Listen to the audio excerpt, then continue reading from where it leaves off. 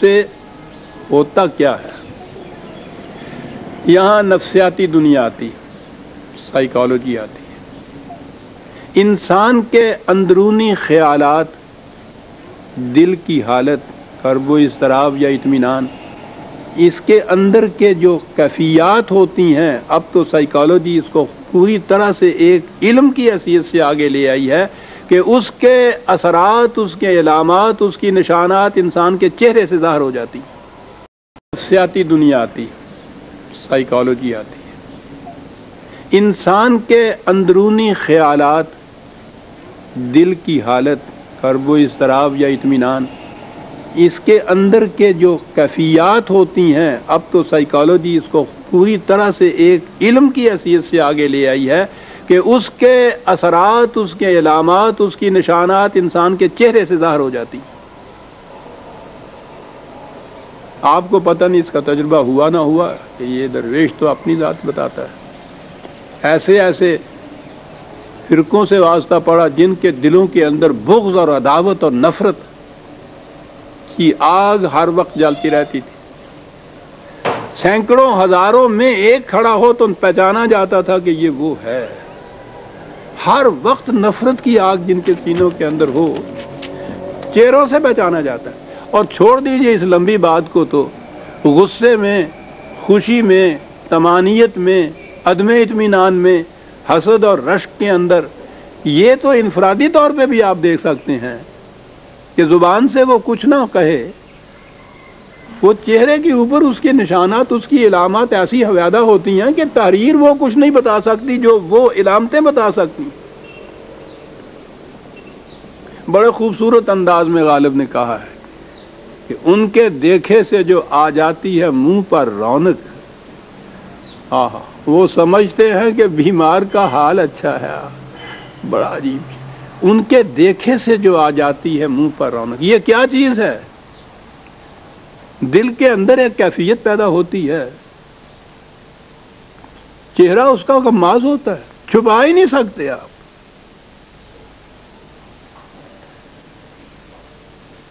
قوانین خداوندی، اس کی مشیت، اس کے نظام کی اطاعت سے، اس کے مطابق زندگی بسر کرنے سے، قرآن کہتا ہے کہ الا بذکر اللہ بتطمئن القلوب. اس سے قوانین خداوندی کو ہر وقت سامنے رکھنے سے دل کی حالت ایک طمانیت کی ہوتی ہے، سکون کی ہوتی ہے، اطمینان کی ہوتی ہے.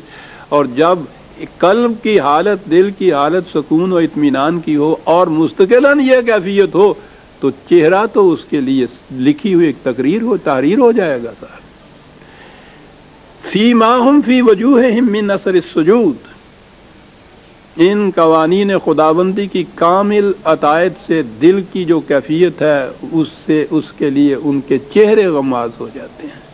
نظر آ جاتا ہے کہ کس قدر اطمینان بخش قلب کا یہ چہرہ ہے.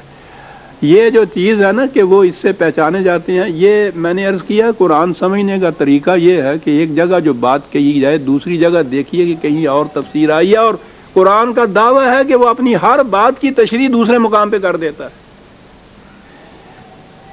چھوٹی سی ایک آیت ہے، 83/24، 83/4، اہل جنت کے متعلق. نہیں 4 نہیں، 83/24، 24، 83/24 اہل جنت کی بات ہو رہی ہے. اہل جنت کی بنیادی یہ تو یہ ہے کہ اطمینان قلب، سکونت حاصل ہوئی. فریب نہیں، خود فریبی نہیں. اطمینان میں اور خود فریبی میں بڑا فرق ہوتا ہے. وہ ایسا ہی ہوتا ہے جیسا کہ فطری طور پر انسان کو صحت میں نیند آئے اور افیون کھا کے جو نیند لائی جائے، دونوں میں یہ فرق ہوتا ہے. اہل جنت کے متعلق کہا ہے کہ تعرف فی وجوہہم نظرۃ النعیم. کیا بات ہے کہ وہ آسائشیں اور آرام اور مسرتیں اور خوشیاں جو اس زندگی میں انہیں حاصل ہوں گے، ان کے اثرات ان کے چہروں پہ ایسے نمایاں ہوں گے کہ تو فوراً پہچان لے گا کہ یہ اہل جنت میں ہے. تو پہچان بتا دی قرآن نے ان جنت کی نعمات سے چہروں کے اوپر.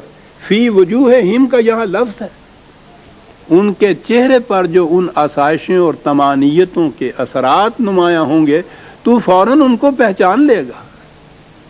اور دوسری جگہ ہے یعرف المجرمون بسیماہم. ہوتا تو میں وہ انجیل کی آیات بھی آپ کے سامنے رکھتا، ان کو بھی وہ آیات ہی کہتے ہیں.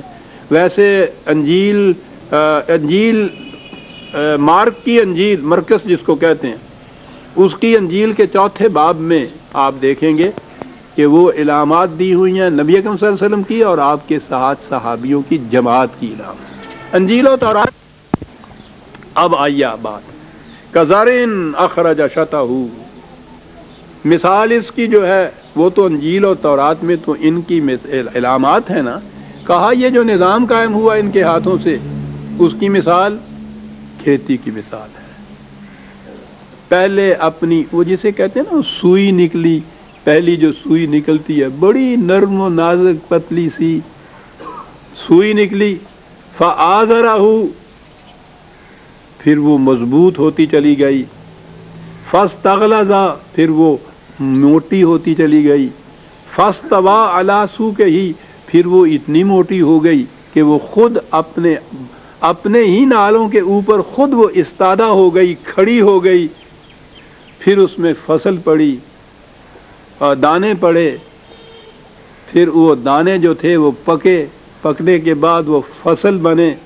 یہ فاستغلظ کا جو لفظ ہے میرے لغت میں آپ دیکھیے گا بڑا ہی جامع لفظ ہے. کھیتی کے خوشوں میں دانے پڑنے سے لے کر اس کی پختگی تک کے سارے مراحل جو ہیں اس کے اندر آ جاتے ہیں.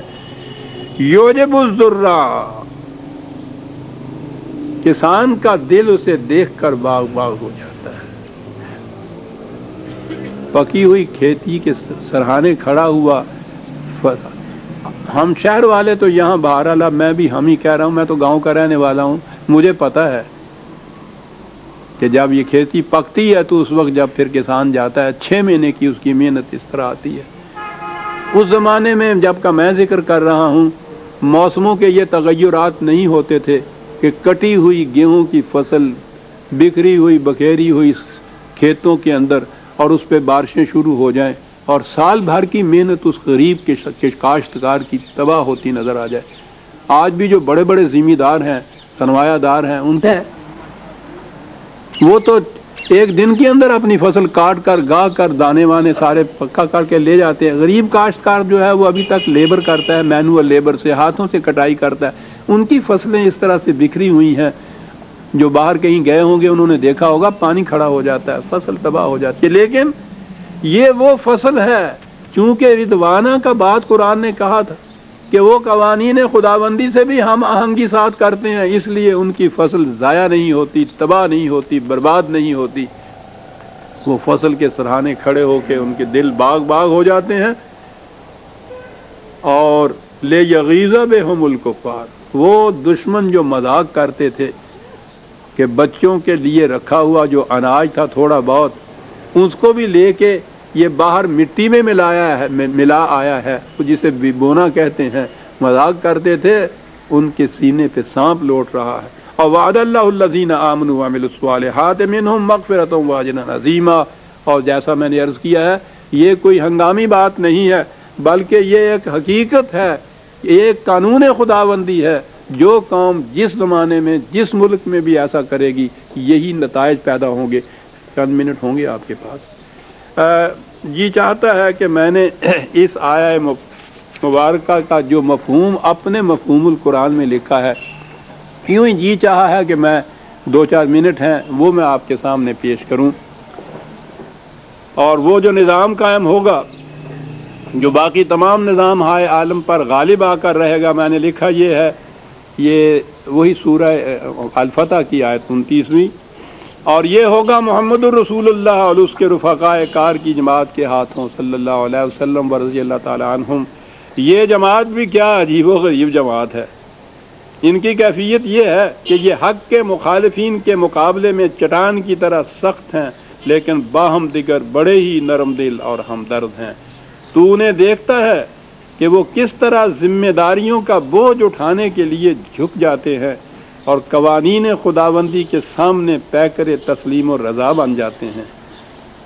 لیکن یہ تارک الدنیا راہبوں کی جماعت نہیں، یہ قوانین خداوندی کے مطابق